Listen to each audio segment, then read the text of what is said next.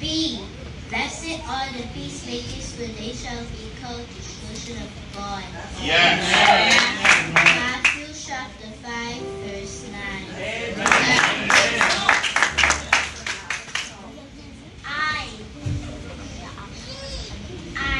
I can do all things through Christ who strengthens me.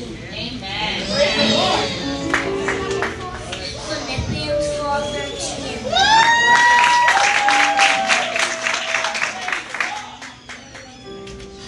G.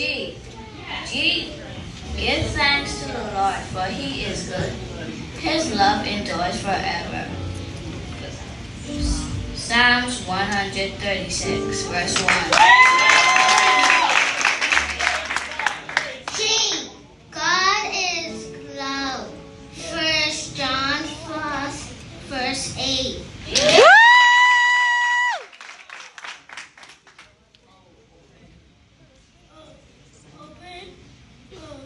I open my eyes that I may see wonderful things in your love. Psalms 119, verse 18.